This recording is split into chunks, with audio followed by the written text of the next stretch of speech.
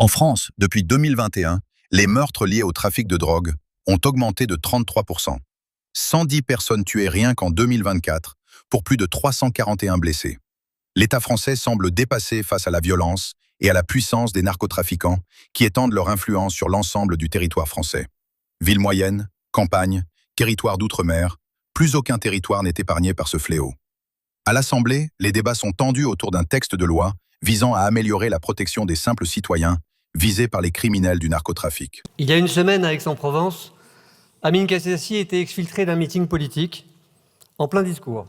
Les forces de l'ordre chargées de sa protection l'ont contraint à quitter les lieux. Un commando de narcotrafiquants était en route pour attenter à sa vie. Voilà la réalité aujourd'hui, voilà de ce dont on parle.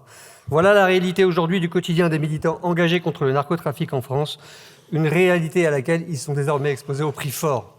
Et ce prix, c'est d'abord celui de l'échec des politiques menées jusqu'ici. Échec d'une politique sécuritaire.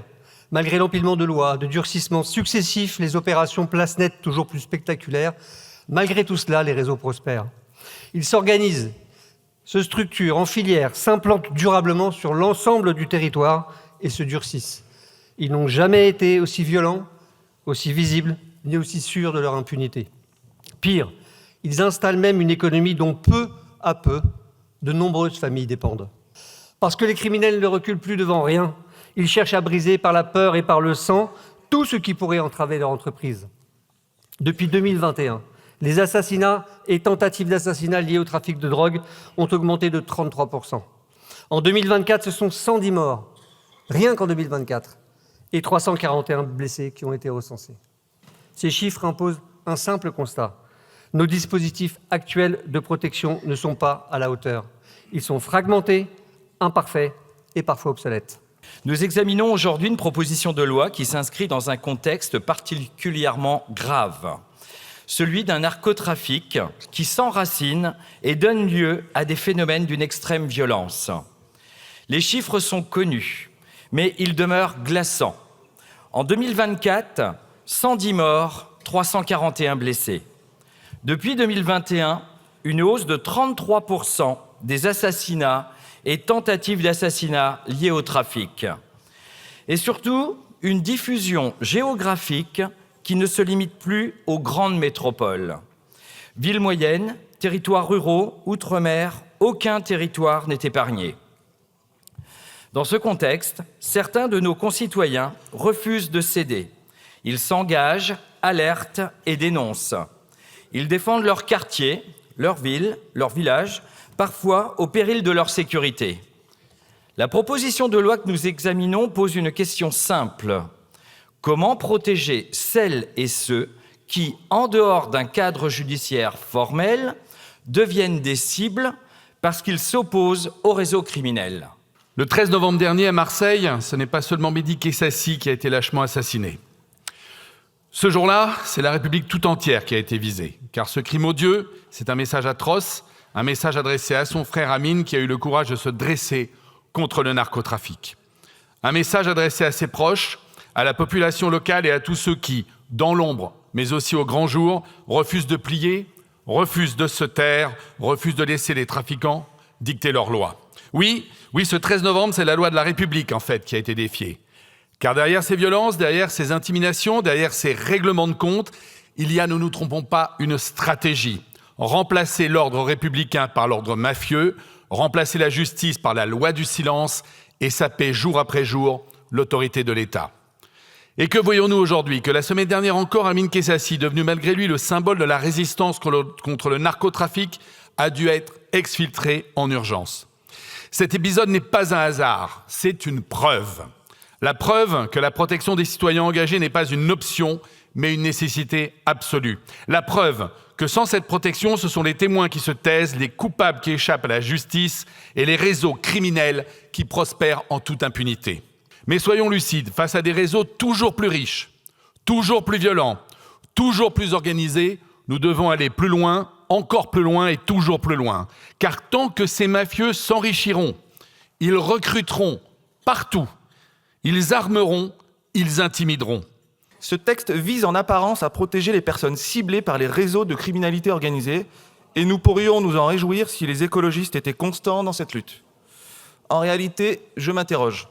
Pourquoi la proposition ne vise pas à protéger tous les Français et à éradiquer la criminalité organisée ?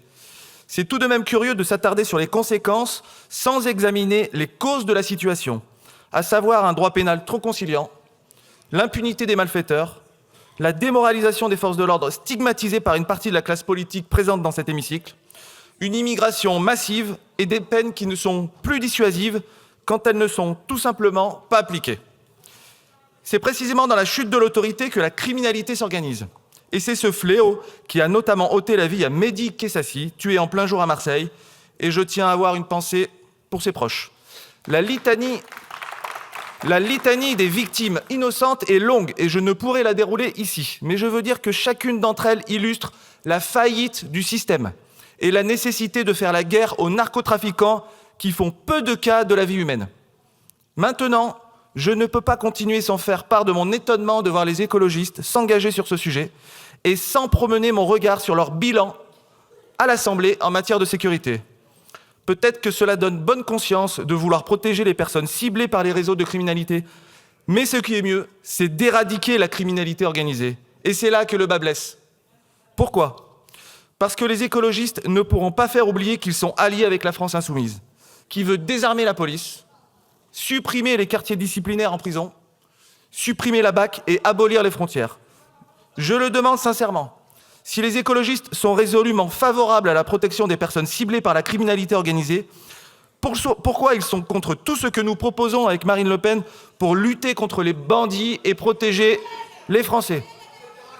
Collègues écologistes, il va falloir rendre des comptes aux Français de vos positions de vote dans cette Assemblée. Pourquoi vous avez voté contre un de nos amendements proposant la fin des aménagements de peine en cas de trafic de stupéfiants ? Comme l'écrivait le penseur Émile Cioran, la tolérance est une coquetterie d'agonisants. Et avec les bandits, la gauche est trop tolérante et c'est la France qui agonise. Devant l'étendue de la menace, nous ne pouvons pas nous contenter de quelques mesures de protection. Ce qu'il faut, c'est un plan de destruction de la criminalité organisée. Le Rassemblement national le fera par une politique pénale ferme et impitoyable. Quand les Français nous confieront le pouvoir, ce qui ne saurait tarder, je vous remercie. Vous connaissez l'expression « l'enfer est pavé de bonnes intentions ». Quand on regarde cette proposition de loi, améliorer la protection des personnes ciblées par les réseaux de criminalité organisée. Mais vous avez raison. Mais la philosophie la plus pragmatique est de lutter contre la criminalité organisée. Et pour le coup, vous êtes, la France Insoumise et le groupe écologiste, aux abonnés absents. Cette proposition de loi, c'est pour vous donner bonne conscience. Je rappelle juste qu'en 2022, la loi d'orientation et de programmation du ministère de l'Intérieur pour donner des moyens supplémentaires à nos policiers, à nos gendarmes. Vous avez voté contre. La loi d'orientation et de programmation de la justice, en 2023, vous avez voté contre, pourtant, qui vise à donner des moyens supplémentaires à nos magistrats. Le parquet national anti-criminalité organisée, attendu par les magistrats, attendu par Europol, justement pour essayer de centraliser les procédures pour lutter plus efficacement contre les réseaux criminels. Vous avez voté contre.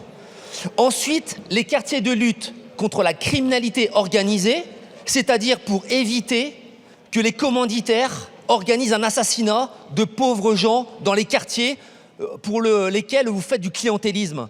Donc là, pour le coup, il faut que les Français le sachent. Cette PPS est pour vous donner bonne conscience. Pour assurer la sécurité des Français, ce qui est certain, il ne faut surtout pas voter pour la France insoumise et les écologistes.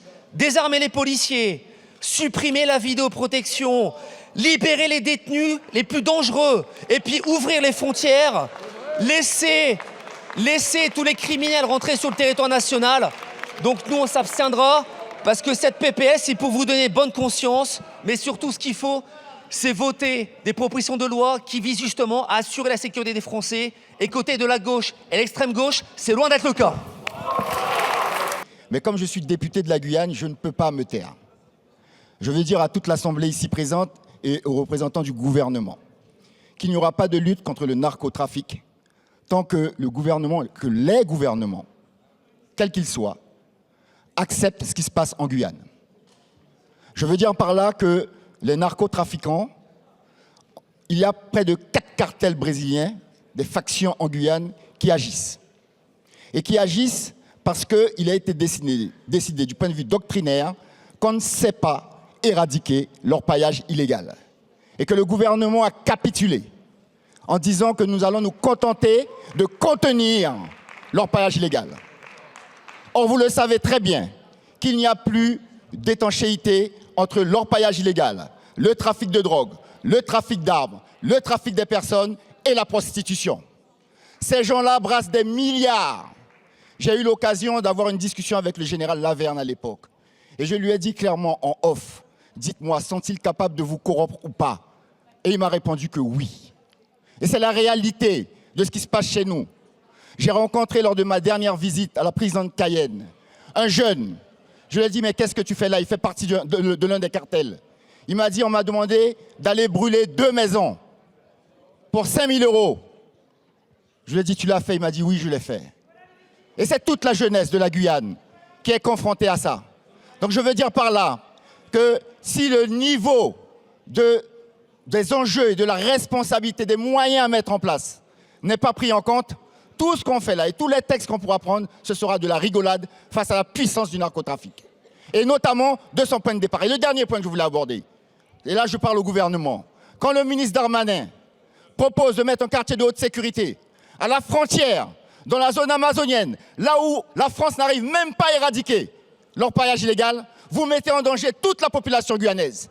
Parce que ces gens-là sont capables d'arriver avec des commandos, avec des armes de guerre.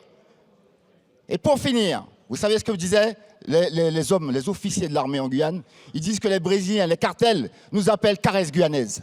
Tellement ils sont démunis face à ces forces. Ce que vous voulez faire, c'est protéger les personnes ciblées par les réseaux de criminalité organisée. Nous, ce qu'on veut, c'est détruire la criminalité organisée. Et vous savez, vous avez des députés de gauche qui vocifèrent. Alors l'emprisonnement ferme, ça sert à rien. L'emprisonnement ferme des trafiquants de drogue, ça sert à rien. L'expulsion des trafiquants de drogue, ça sert à rien. Les peines de plancher pour les trafiquants de drogue, ça sert à rien. Nous, on pense tout le contraire. Mais vous savez, on a quand même un collègue député, Emmanuel Bompard, pour ne pas le citer, qui cite dans un meeting que vendre de la drogue, il faut éviter de faire ça au pied d'une caméra. Voilà la réalité des députés de gauche. Madame la rapporteure, les victimes, 18% des mises en cause pour le narcotrafic sont étrangers, pour une population qui rassemble 8% de la population mondiale. Ce texte, Madame la rapporteure, est une rustine sur un bateau qui coule déjà. Savez-vous, le Rassemblement national sera au rendez-vous pour interpeller, sanctionner et expulser. Et vous, qu'en pensez-vous? Dites-le dans les commentaires. Pensez à vous abonner pour soutenir la chaîne et ne pas rater les prochaines vidéos. Merci pour votre attention.